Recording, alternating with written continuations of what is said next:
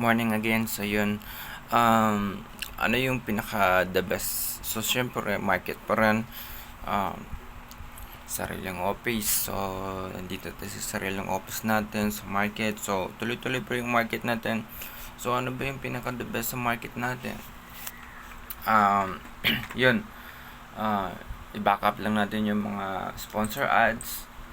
Kailangan lang natin siyang lagyan ng backlinks, focus sa mga tags, focus sa basta iubos lang natin yung oras natin sa araw-araw sa isang buwan kasi marami tayong mga competitors na kailangan nating um, lamangan sa market. So, 1 to 100.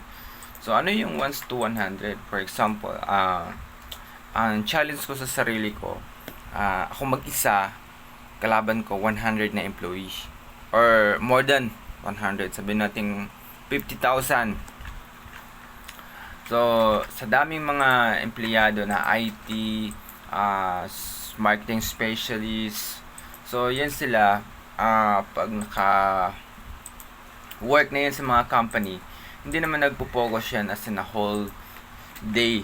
So ano lang yan sila, kumbaga maybe 5 hours a day o 6 hours a day market. So hindi pa hindi pa ganun ka-swak yun. Tapos manonood pa yan ng mga pelikula, nagti-tiktok pa yan o nakikinig pa yan ng music. Pero pag focus ka sa market, malalamangan mo agad, not in a search engine only sa Google na mag-tap ka. For example, mag-tap yung business mo.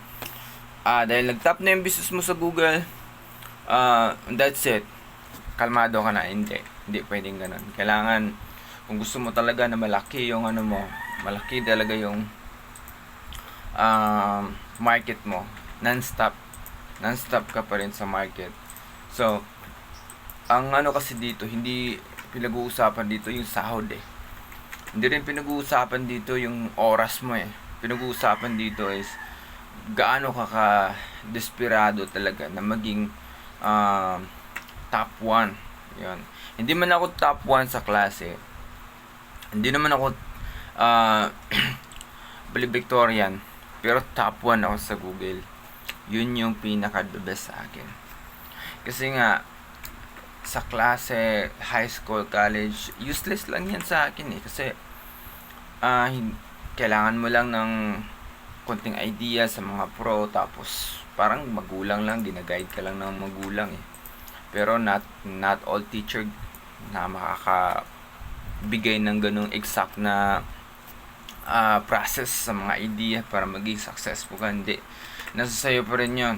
Magbe-base ka lang dun sa mga successful na mga tao na na-drop nung college but still billionaire hanggang sa namatay sila. Yun yung pinaka pagkukunan mo ng research at pagkukunan mo ng idea, kasi nga useless lang naman din kung makikinig ka sa mga teacher na puro na naman lang iniisip nila, sarili na lang nila, sahod lang nila. But it's not a big issue naman kasi nakadepende pa rin sa iyo yan So diskarte na lang yun kung paano sila magpatakbo ng sarili nilang education. But ang sayo, focus mo lang sa'yo. Kasi kung hindi ka magpo-focus, paano? Anong mangyayari sa'yo? So, working student, pagkatapos mo mag-working student, pagod ka. Tapos, sabihin natin na kailangan mong magtapos ng college, pagkatapos hanap ng trabaho. Pag hindi kaya, huwag mo na pilitin. Mas maganda, hanapin nyo muna yung career nyo na kumita ka ng blue na papel na asin talaga kayo mismo nag-ooperate. Nandyan yung internet, nandyan yung computer, nandyan yung basta isang sulok lang muna. Starting muna isang sulok lang na muna ng office o sa bahay nyo. Kung ayaw nyo sa bahay nyo dahil disappoint kayo sa magulang nyo, lipat kayo ng ibang location. Try nyo maging independent. Yun lang naman talagang masuggest ko Kung gusto nyo talaga maging independent, sige, I will give you a challenge. Ayun, I will give you a challenge. Mag-join kayo sa ano ko, sa Web Kingston, ako maging mentor nyo. Ako magtuturo sa inyo kung paano maging isang independent na deserve nyo. Pero kung hindi nyo naman gusto yun, dahil kailangan nyo pa ng subuan pa kayo ng magulang nyo, bigyan kayo ng pera ng magulang nyo, well, hindi kayo nabibilang sa organization na itatayo ko. Kasi nga, bilang isang independent, kailangan mo maging isang wise. Nandyan yung plano, nandyan yung innovation, nandyan yung good services, quality, at saka nandyan yung oras parati sa work. Kumbaga, yung pinaka sandalan talaga sa buong buhay mo is work lang talaga. Pero kung magbe-base ka sa isang platform, wala akong idea kung ano mangyayari. But sabi ko nga, kailangan mo talagang mag-grow. Pero kung hindi mo kaya yun, wala tayong magagawa. Hanggang dun ka na lang talaga. So, sa ganitong proseso, dahil katulad nga ng may kaibigan ako dati. Kumbaga, tapos nga siya ng 4 years. Delikado naman yung yung earning niya. Ilang months ka bakante, tapos may naipundar ka lang ng motor, magkano lang naman yung motor kung tutusin lang. Kailangan mo hanapin ang sarili mo, kailangan mo maging pro, kailangan mo maging one of the top sa society, lalo na sa marketing, lalo na sa software engineering, lalo na sa development, at lalo na rin sa mga type na backup. Ibig sabihin backup ka sa isang company. So ngayon, kung 1 to 100, ibig sabihin, nag-iisa ka lang sa 100, pwede yun. Pero kung kabilang ka sa 100, hindi pwede yun. Kumbaga,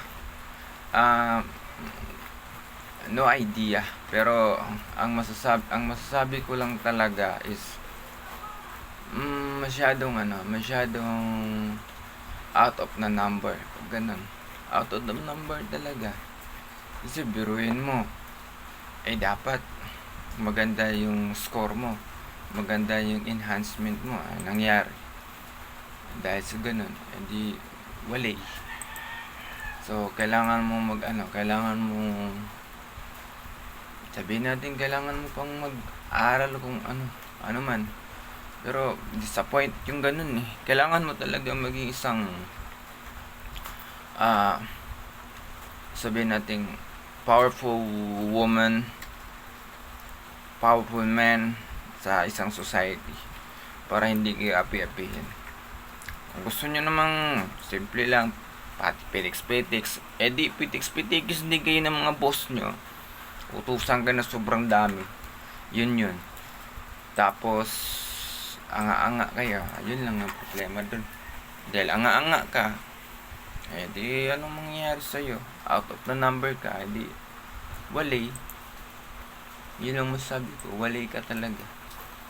Dahil kasi sa ganyang paraan, hindi na nasusunod ang mga pattern. Kailangan sundin yung mga pattern. Kasi pag sinunod yung pattern, yun naman yung pinaka-the best sa lahat. Kailangan nga yun nga yung pinaka yung sundan yung pattern.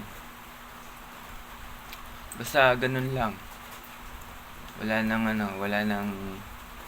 nang kimi-kimi dun. Sundan lang yung pattern. So yun, i-try nyo lang. So habang nasa 20s pa kayo, wag nyo isipin yung magulang niya. Kasi nga sa isang bagay at edad mo ng 20, hinog ka na hindi mo na kailangan ng mother care. So basta kung hindi sila susuporta sa pangarap nyo or sa desisyon nyo sa buhay, sa magiging negosyo, give up na kayo. Wag na kayong diretso na kayo, tahimik lang kayo, lipad na kayo sa sarili nyo, paa. Kung gusto nyo mag-asawa for business purpose, ay gawin nyo na. Yun lang naman yun eh. Gawin nyo na. Kasi nga, pagdating sa dulo, mag-aasawa naman din kayo eh. Doon pa kayo mag-aasawa pag nakasandal pa rin kayo sa magulang nyo. Pagtatawanan kayo ng mga tao nun. Kailangan, kung alam mo naman na hindi ganun ka kailangan mag-asawa na kayo. Wag na kayong magdalawang isip pa. Magtulungan kayo. Mas maganda kasi yung may asawa ka dahil tulungan kayo eh. So, kahit anong mangyari, nandyan siya para damayan ka kung anong problema at nagpapalakas siya sa lahat ng bagay. Oo, nandun yung mga pagsubok, pero syempre, mas kailangan mo kasi ng motivation. Yun lang masasabi ko. Pag may asawa ka, grabe yung motivation na gagawin. Syempre, kailangan mo gawin ang lahat. Kailangan mong i-work lahat. Kailangan mong sabayan lahat. Kailangan mong gawin. Kasi nga, para sa pamilya mo eh. Sarili mong pamilya. So, kahit pa paano, pagdating sa dulo, maging successful ka, eh proud na yung magulang mo sa'yo. Sobrang proud na nila na ay itong anak ko may sariling ng negosyo. So yun yung pinaka the best. So kahit alam nyo naman kasi sa negosyo talaga, hindi naman agad-agad na kumpletuhin nyo lahat-lahat yung mga requirements. Hindi nyo pa naman kayang kumpletuhin kasi magastos. Parang sa trabaho lang yan eh. Kailangan dahan-dahanin nyo muna. Kasi kung bibiglain nyo, kaya din maghihirap. Kailangan maging wise kayo. Kasi hindi lahat ng bagay sa panahon ngayon, ang kitaan nasa online na. Depende na lang sa inyo kung anong online ang gusto nyong gawin, anong platform. Basta masasabi ko lang sa inyo, kung gusto nyo igalang kayo ng mga tao, pati mga negosyante, at magiging bilib sila sa inyo, gawin nyo, gandahan yung reputation nyo. Maintain nyo yung reputation nyo. Yun yung pinaka the best. Kasi nga, sa lahat ng bagay, yung reputation nyo, yun yung magdadala sa inyo sa tagumpay. Magtrabaho kayo sa sarili nyong business. Full time. Yung pahinga nyo, yun na yung pinaka-pray nyo. Kasi, business mo yun eh. Pero kung sa magbarkada pa kayo, wala. Nag-independent nga kayo, nagbabarkada naman kayo, wala rin. So, kailangan present pa rin kayo. Kailangan magdasal din kayo. Kasi kung hindi kayo magdasal ka doon nasa bingit ng kahirapan, yung walang-wala ka na, doon ka pang nagdadasal, doon ka pa pumunta sa simbahan, anong iambag mo sa simbahan? Wala. So, magmumukha ka lang kawawa. So, makikita mo yung ibang nagsisimba, successful, pero hindi mo alam kung tutulungan ka nila o hindi. So, isang malaking kalokohan yun. Hindi lahat ng bagay na nadadaan sa simbahan yung problema. Kasi nga, nagmumukha lang kayong tanga. Kasi kailangan nyo kasi, isipin nyo, kaya ka nagsisimba dahil kailangan mo ng tulong. Ngayon, pagkatapos magsimba, mangungulekta yung simbahan para sa 10% para kay Lord, anong ibibigay mo? Wala. Tapos makikita ka ng mga kapwa mo nagsisimba, lalo na sa Baptist Church, mayayaman yung iba, magaganda yung damit nila, may nakakotse pa. Tapos yung mga mahihirap, hindi naman nila tinutulungan. So ano lang yan, dahil meron silang kailangan ibigay kay Lord na 10%, yun na yung pinaka-approve nila kay Lord para mapunta sila sa langit. Hindi isang kalaking kalokohan yan. Isang malaking kalokohan yun na magpunta ka sa church dahil mayaman ka. Dahil kailangan mo magbigay ng 10% tapos hindi mo man lang nilingon kung sino yung naghihikaos dun sa simbahan nyo. So, ang ano nyo lang is for the cycle na paikot-ikot lang yung tuwing linggo o tuwing ano pa man yung Bible study na yan. Oo, nandun na tayo sa point na kailangan nyo maging educated by the words of God. Kahit sino pwede naman magbasa eh. Kahit sino pwede naman maging educated eh. Kung a-applyan lang ng isang magaling na expert na i-guide yung isang tao, magiging psychiatrist dun sa isang tao na namumblema dahil sa financial tapos sa family problem, ay doon mo naman siya doon ka naman magtitik advantage para lang willing siya pumunta sa simbahan mo at maging bulaklak lang o parang tao-tauhan lang dun sa simbahan. Pero in reality, ang success na nakuha ko sa skills ko wala eh. Ang masasabi ko lang is nung nagsimba ako sa Baclaran Church sa Quiapo Church, doon ko na feel na kailangan ko pala ng wisdom.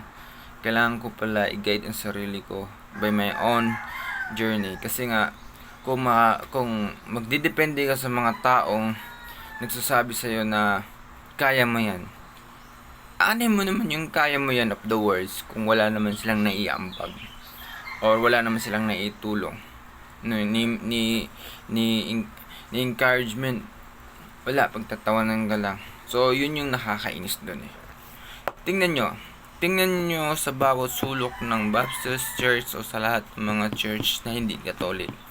Sila yung mga tao na hindi nakikita yung kapwa nila at hindi nila natutulungan. Isa lang gagawin nila. 10% para kay Lord, that's it. No big deal. Gano'n naman ka sure kung mapupunta kay Lord yung 10% na yun, di ba? So, makikita mo, for the first year, wala pang innovation yung church. In the second year, wala pang kotse yan. In the third year, ayun, may innovation na, may kotse na, meron ng ganito, meron ng mga, sabi natin na pupunta sa lugar, magbibigay ng mga pagkain, magbibigay ng ganito. What the useless things? Alam nyo, lahat ng tao, kailang maybe, kaya nilang kitain yun eh. Kaya nilang bilhin yun eh. Ang gusto ng mga tao, maging independent. Kaya nila mag-develop sa sarili nila. Kaya nilang itayo ang sarili nila. Need nila ng totoong mentor. Hindi nila need na everything is pera. Pagka hindi nila kailangan yun, need nila mentor. Kasi nga, kahit bigyan mo pa ng 100,000 o 1,000,000 yung taong yan, kung hindi mo naman tinulungan kung paano maging independent, kung paano kumita yung taong yun, kung ano ba talagang skills niya para maging isa sa kailangan ng society at magkaroon siya ng earning everyday, hindi umaasa dun sa mismong church na yon. Kasi nga, napaka-impostor lang naman talaga ng mga churches kung hindi nila nakikita yung ganun. Marami silang mga activities pero bakit walang ganun? Yun lang masasabi ko. Is bibili pa ako sa mga negosyante talaga na nagpupunta sa mga Catholic Church kasi nga walang nagsusunod. Meron kang peace of mind. That's it. Punta ka sa simbahan, meron kang sariling wisdom, may sarili kang peace of mind. Walang nagsusunod sa iyo. Walang comparison, that's it. Nandun yung Holy Spirit at peace of mind. So, yun. Pero kung pupunta ka sa mga churches na ibaboundary ka nila, isa-psycho ka nila, doon ka mawawala ng okay lang sana kung tama yung ginagawa. Kaso naman, puro naman mali. Kasi nga, bakit ko nasasabing puro mali? Dahil naman kasi, paano kung hindi masasabing puro mali? Ganito, sige. I-invite ka ng isang member ng church. Dahil utos daw yon ng isang pastor. Mag-invite ka. Kasi nga, katulad doon sa Bible na hikayatin mo yung mga ibang tao para lang maging pumunta doon sa isang pagtitipon. Ngayon, sige nga, pupunta doon sa pagtitipon, alam nyo maraming labahan, hugasan. at nag-aaral pa, may trabaho pa, at yung pahinga niya is linggo, tapos papasok ng alas 8, uwi ng alas 2, sino bang tanga na ubusin yung oras ng ganun kahaba-haba? Oo, nandun na tayo sa sinasabi ni Lord, pamahinga ng tuwing linggo. In reality, pwede ka magpahinga. Pwede ka magpahinga, hindi kalating araw ka doon sa church. Kasi nga, para saan? Para maging, magpapagandahan ng suot, magpapahanginan, tapos, kinabukasan, Monday na, trabaho na. Hindi ka naman tutulungan maglaba ng ng mga labahan mo, maghugas ng plato Even sa future mo, hindi ka naman tutulungan ng maghanap ng trabaho Isa lang ang gusto nila Pumunta ka, magbigay ka ng 10%. Anong ibibigay mo ng 10% kung wala ka namang sasahurin o wala ka namang kikita?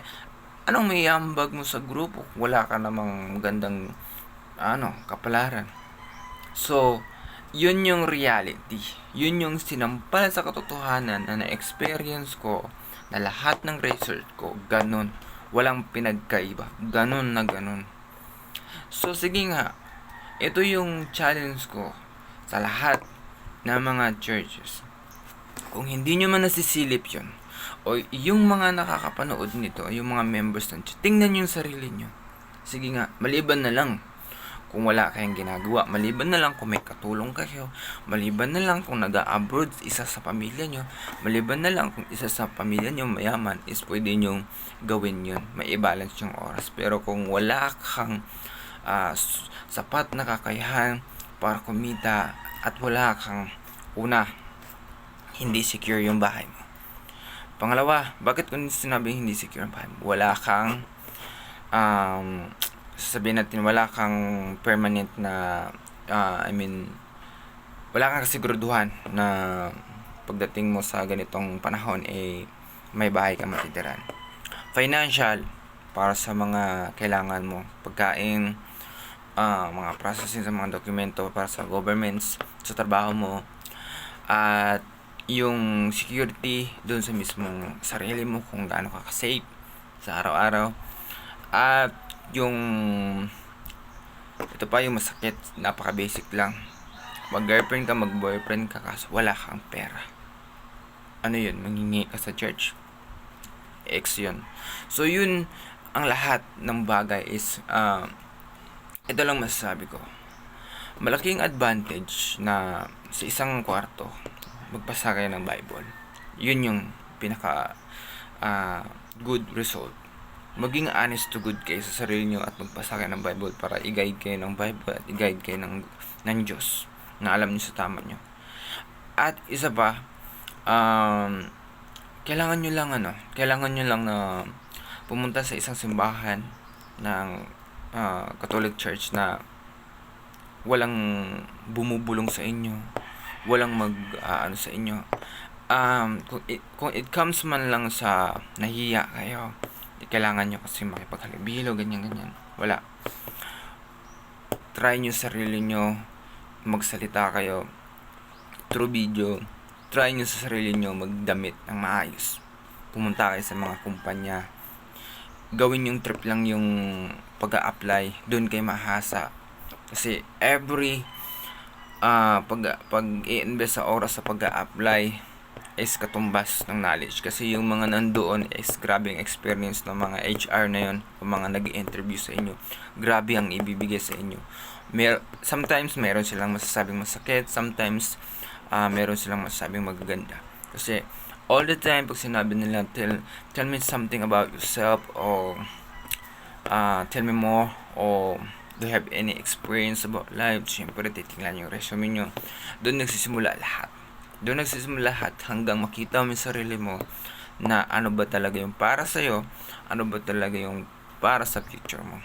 Doon ang magiging isang independent. Kasi kung isa-isahin ko lahat yung ginawa ko from day 1 hanggang ngayon, sobrang dami talaga at mahirap paniwalaan dahil syempre ilang years mong pinag-invest, ilang years mong pinaghirapan, ilang years mong experience para lang kainin lahat yung pride, para lang yung mga experience na yun may i-develop mo sa tama hanggang sa pagdating ng panahon, magsuot ka ng suit na pang Amerikano at maglakad ka na naka-black shoes at magmukha kang mayaman sa tingin nila, at yun yung tamang quality para sa appointment para sa mga big time na tao. Pag upo mo sa upuan, di naman nila kailangan na meron kang sports car, di naman nila kailangan na meron kang bodyguard. The thing is, magaling ka mag-speech, basta yung mga speech mo through experience sa work mo, sa future na nakikita mo sa business, doon ka nila pakikinggan. Kasi kung hindi ka nila pakikinggan, well, sayang lang oras nila sa'yo. Syempre, the important is idea for the business and God pays. Yun lang yung pagsama niya. Kasi nga, hindi lahat ng bagay ay masasabi natin na kailangan nyo yung mga church na nagko-comfort sa'yo. Hindi kayo broken hearted para need nyo ng comfort. Ang mga broken hearted na mga tao, sila yung failures talaga. Sila yung walang kakayahan maging matapang sa sarili nila, na ipaglaban yung sarili nila. Alam nyo, kung broken kayo sa family, sa relationship, dapat nga maging malakas kayo. Dapat nga yan yung pagpursigihan nyo, kasi dyan kayo huhugot ng lakas. Kasi dyan yung sasabihin na one day magiging successful din ako, one day magiging kilala akong tao, one day babalik sa akin to. Yun yung motivation nyo, yun yung pinaka motivation nyo. Dapat kahit maglakad kayo ng walang kain sa mainit na araw, gawin nyo para lang makita nyo kung ano ba talaga yung suffer. Doon nyo kasi makikita sa sarili nyo na ganito pala ang magsasuffer, ganito pala yung pagdating sa dulo. Pag nakaupo ka sa isang sulok ng building na malamig, doon nyo makikita na kailangan ko palang gawin to. Yun yung pinaka the best way. So, sa lahat ng experience sa buhay, kung umaasa ka sa asawa mo, sa pamilya mo, na alam mo malaking kinikita nila, alam mo matalino sila, tatanggipin mo lang ng bang ganun lang, hindi meron kang sariling kakayahan. Gawin mong tama ang lahat ng bagay. Hindi naman sa masama yung Baptist Church.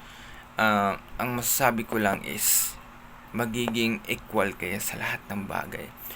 Kung alam nyo hindi kayo komportable doon sa church na yon, hindi kayo komportable sa mga tao na yon,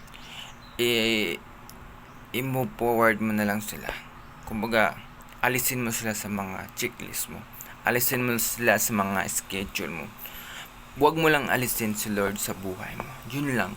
Huwag mong alisin yung mga bagay na i-guide ka niya sa mga masasamang bagay, na ilayo ka sa mga masasamang tao, at huwag ka rin gumawa ng masama para hindi ka mapahamak.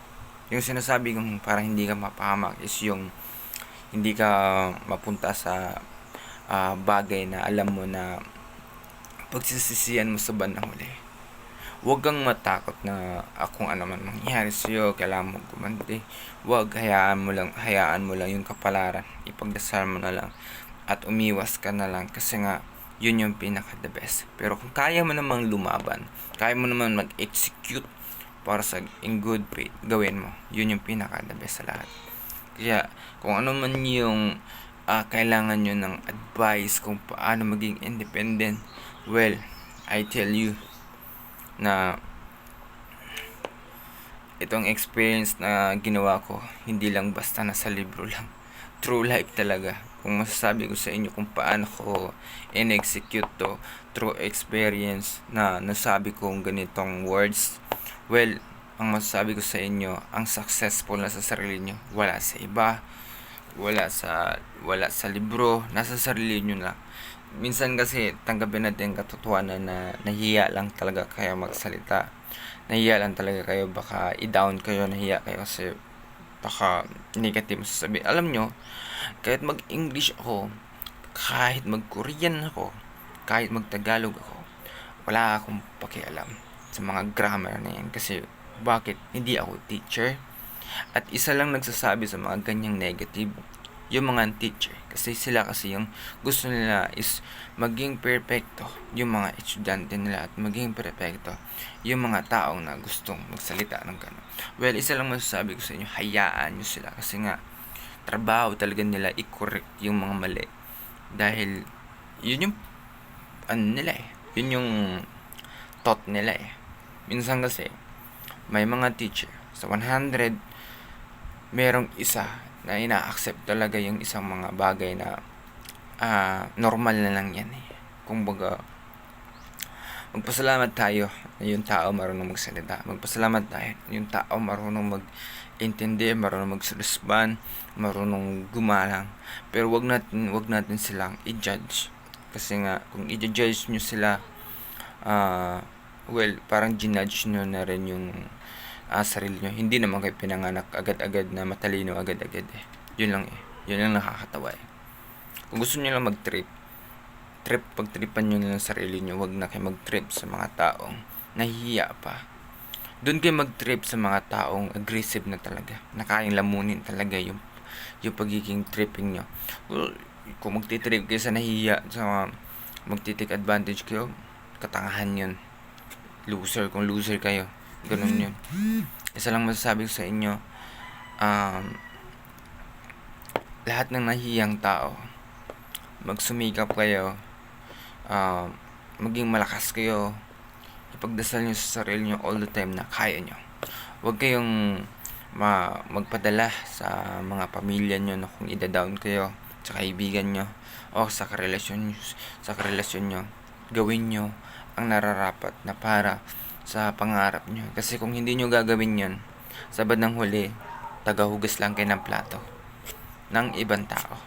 Uutusan lang kayo, tagawalis, tagaigib, at habang buhay kayong alipin sa mga taong mga balasubas.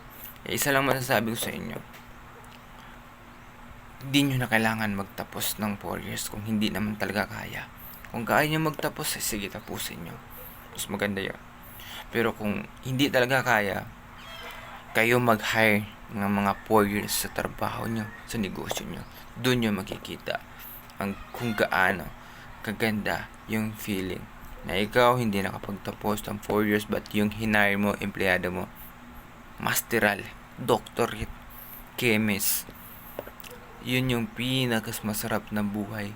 Yung feeling na ngungopya ka lang noon ng math, tapos empleyado mo matalino sa math, yun yung pinaka the best. Don't worry about financial, don't worry about graph, don't worry about marketing, don't worry about associate. Ang pag-aralan mo lang sa business mo, tamang cycle, tamang prospect of client, at tamang nature. Doon nyo makikita kung ano yung totoong business.